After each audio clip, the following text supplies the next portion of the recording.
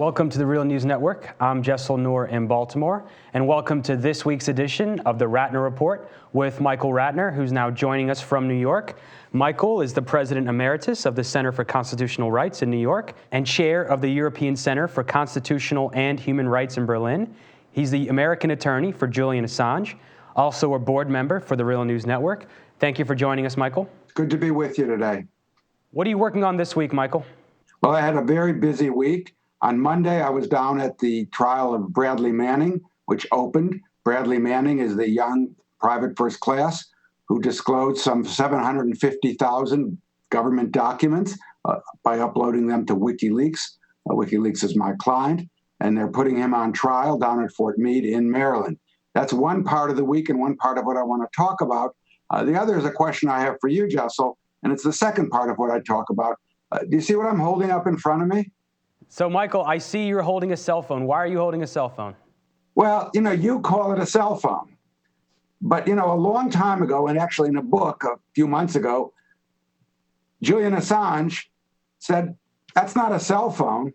It's a tracking device that makes calls. And I thought, okay, well, that's true. They can track you through these things. But I thought it was maybe a bit hyperbole. But in fact, today or this week, we realize now that actually this is not a cell phone. It's a tracking device that makes calls. And that's the second topic I'm going to talk about, and that's a disclosure in The Guardian in an article by Glenn Greenwald, with documents actually, that the National Security Agency is getting daily the phone records of millions and millions of Verizon customers every day. And they're probably doing that for every cellular and hardline company in the United States. So that's the second part of this. What relates the two is not only that Julian Assange called a cell phone a tracking device that makes phones, but that both Bradley Manning was a whistleblower, and I assume that wherever the document came to Glenn Greenwald, however Glenn Greenwald got a hold of the actual court order from the Foreign Intelligence Surveillance Court, that was probably a whistleblower as well. So I'll talk about both those subjects and how it really relates to this massive surveillance state we have around us and the efforts of this government to suppress any kind of dissent. Let's start with Bradley Manning. I went down Sunday afternoon, went to a wonderful panel with Daniel Ellsberg, Jesselyn Radick, Peter Van Buren, Thomas Drake, all whistleblowers, to talk about what was going to happen the next day. The next day we get to court. It's at Fort Meade. Hundreds of people were there for it, which made me feel very good, because until this time, which was the pre-trial time, we had only a scattering of people. This time, 350 journalists applied. Sadly, only 70 got credentialed, which is an outrage considering this is the most important trial of a leaker in probably the history, certainly since Daniel Ellsberg and the Pentagon Papers. But there were masses of people there, and that was good. The courtroom is very small. It only holds 16 spectators, maybe 10 other attorney types and some press. I happened to get into the courtroom, so I actually saw what was going on in the courtroom. Others go into another room where they get a feed, but they aren't actually in the courtroom. So I go into the courtroom, and in some way, it's incredibly depressing what's going on there, because Bradley Manning has already pled guilty to charges that can get him 20 years in jail for releasing, which he now admits and admitted in a statement, the collateral murder video, which is the helicopter murdering and shooting the Reuters journalists and others in Iraq, the Iraq war logs, which disclose 15,000 more civilians having been killed than the U.S. admitted, and other torture centers, the Afghan war logs, and the State Department cables. So he's pleaded guilty to disclosing that material, and he could get up to 20 years. But the government is incredibly punitive right now and is actually going for much higher sentence and charges. They're going for espionage charges and this bizarre, odd charge of aiding the enemy.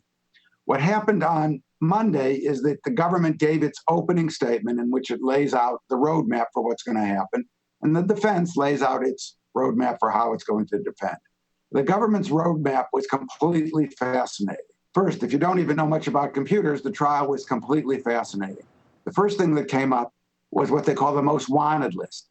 Apparently, WikiLeaks we all know this, had a most wanted list on its website of documents that they'd be interested in getting through the procedures for getting it in an anonymous way.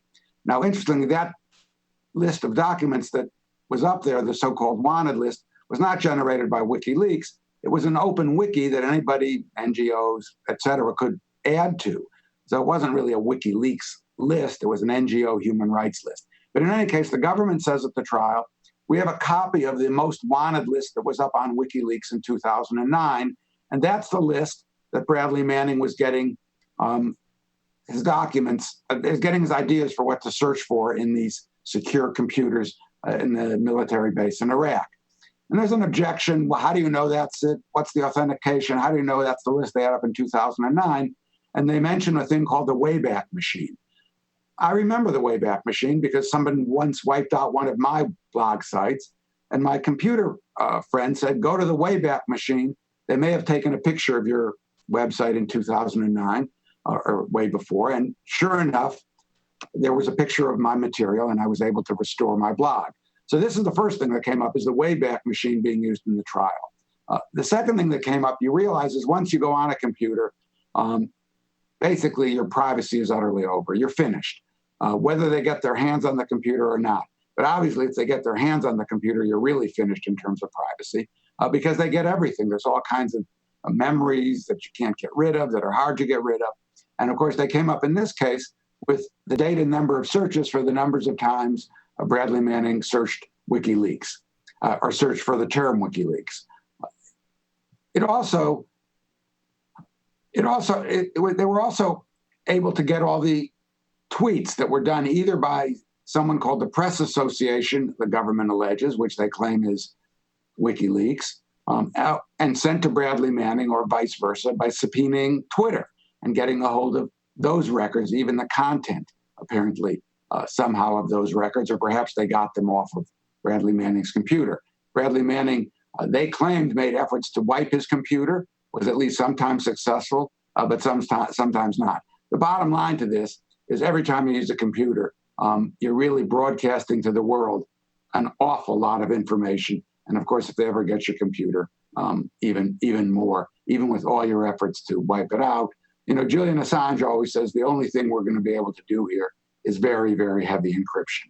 So we're at the opening to this trial for Bradley Manning.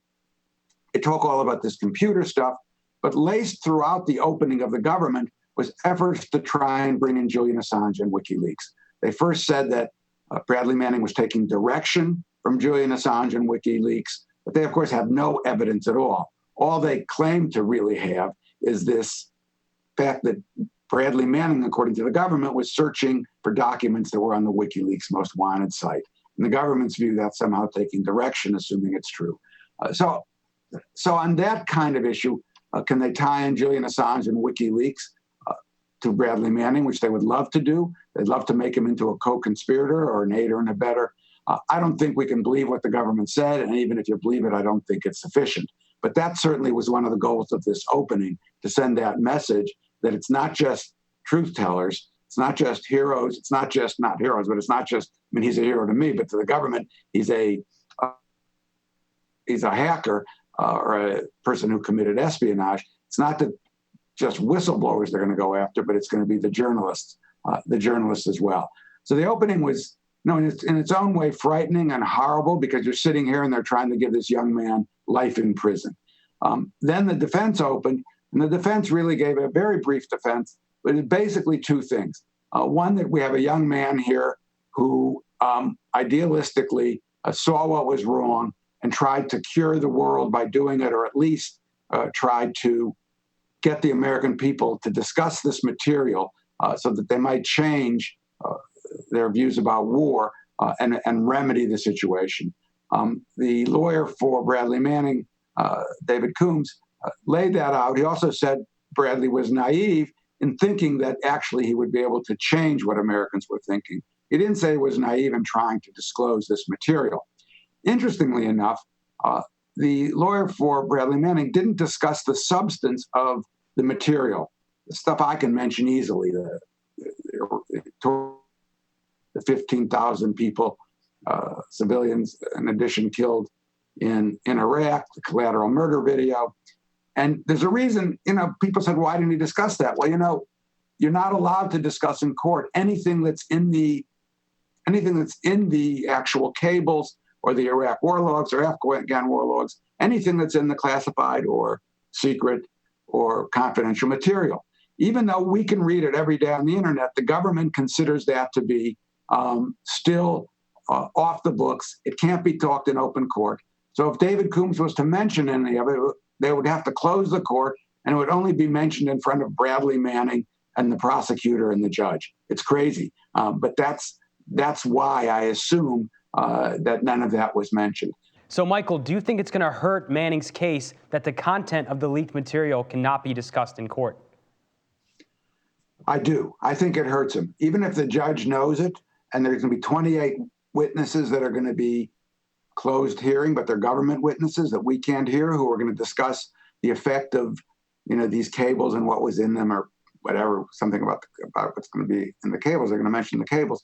I think it hurts because think about his defense. His defense is, to me, that he's a whistleblower who disclosed war crimes. He should be treated as a hero, and we should have accountability for the people whose war crimes he disclosed. But in fact, how is he going to build up support? How is he going to really get his story out in the newspapers about the good that his whistleblowing did if that can't even be mentioned in open court? So we're looking at really what you would call, I guess, a court of ostriches. Everybody's going to have their head buried in the ground. We all know what really happened here, but none of us are going to be able to talk about it. Or it's like the emperor's new clothes. We all know the emperor didn't have any clothes on, but you're not going to be able to talk about it. So the answer to your question, Jessel, is yes, it's going to hurt, because the best way to gain sympathy here is to show that what Bradley Manning did was necessary as a soldier. He saw criminality. He should be the one that's being honored for it, and the people that ought to be going after are the people that committed the crimes. I want to end the Bradley Manning segment by just saying this is going to be a long, slow process. The trial schedule is 3 months. It may move faster if they stipulate to some testimony. For example, this Thursday and Friday, court was called off because they were able to make agreements on what was going to be said. But right now it's 3 months. It's maybe not difficult for people in Baltimore to get to, but it's not an easy court to get to. I recommend everybody going to that court, seeing the way in which a young, heroic soldier is really being put on a show trial for really the purpose of ensuring that people like Bradley Manning go extinct, that there aren't going to be any more whistleblowers, or people like WikiLeaks go extinct, that there aren't going to be journalists willing to publish what whistleblowers say. So it's an important trial. It's the first phase. We all have to support Bradley Manning. Now, the second topic I wanted to talk about, which is why I pulled out that cell phone, which Julian Assange calls a tracking device that makes calls, is because of the disclosures this week. The National Security Agency was getting the telephone records of millions of subscribers to Verizon every single day. And there's over 100 million subscribers to Verizon. And the Foreign Intelligence Surveillance Court, which is a secret court, authorized the National Security Agency to take in all of what's called the metadata on our telephone calls. So if I make a call to you at Real News, what happens on that call is my number is recorded, the number I call is recorded, my location is recorded, the length of the call is recorded. That is probably some other information as well. Not the content, but all of that data. What this order did, the Foreign Surveillance Court order did, is ordered Verizon to say, we want the phone records of every single call that's made through the Verizon network. You can assume that it was the same order was given to every single telephone carrier in the United States. Because what they're doing is they're trying to do mapping of every single phone call in the United States, allegedly, but seems rather foolishly to me, to see who's calling who so they can figure out so-called terrorist networks. That's the most benign I could think of. They figure out a lot of other things, I assume, from that as well. You understand they did this without any suspicion or probable cause or reasonable basis to believe that my calling you, Jessel, would have, or Real News, would have any law enforcement reason to be surveilled at all. It wouldn't, of course. So it's caused a huge amount of, I would think, anger, upsetness. It, to me, is probably one of the biggest stories we've had in the last year. I don't think it's legal. The way it was done under a special provision of the Patriot Act was done without any standards. Of course, the court meets in secret. It can't be litigated. It seems to me akin to like the general warrants when you simply handed a police officer, said, go search every house in New York City. That's what this is like. The claim is, of course, that the protection against illegal searches and seizures doesn't apply because it's phone records that I've already given out to a third party, the telephone company, by making the call. I think that's absurd, but in any case, it still is akin to what's a general warrant. I hope there's a huge outcry about it. We're just at the very beginning of this crisis. But what's interesting is we all think about Obama as, being, some people, not all, it's not me for sure, being slightly better on some issues than Bush. This was a Bush policy, and now it's an Obama policy. The positive part of the story is information is still coming out. And despite what's happened to Julian Assange and WikiLeaks, the government trying to indict them and probably having indicted Julian Assange, or what's happened to Bradley Manning, who is in jail and going to serve a very long time probably, or Jeremy Hammond, who hacked into Stratfor, the private intelligence company, and is also going to do some time in jail and has already done over a year. Despite these whistleblowers being punished and punished severely, there still seems to be whistleblowers out there when they see a major illegality like this, or a major effort to spy on Americans. This is all domestic. Yes, it's foreign as well, but it's even for full surveillance of just domestic calls. You see a whistleblower doing this. We don't know the circumstances. We don't know how Glenn got these, but it gives me great hope that there's still courage in the face of some of the greatest repression on dissent that I've seen in my lifetime. Now, Michael, I just saw a New York Times op-ed from today saying that the Obama administration has now lost all credibility after this latest news about this wiretapping of cell phones. Do you think that marks a shift in opinion in the United States?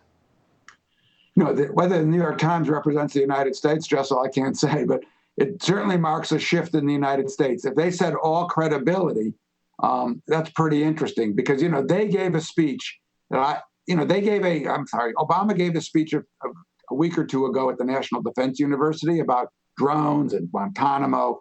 And I did an interview on Real News with Paul that people loved because we tore the speech to shreds. We just said, this is just Obama talking, has no substance to it. To the extent it has substance to it, it's bad substance, etc. Let's see what he does. The Times gave it 3/4 of a page editorial praising it. I mean, more than you praise your child when he or she graduates from first grade or high school or college. I mean, it was overwhelming, the praise. And now they're saying he's lost all credibility. So it's an incredibly important shift. I want to read the editorial, but I hope they really hit him hard. It sounds like they are. But of course, they get tricked every time. It's not tricked. They obviously want to be tricked in terms of when they praise him.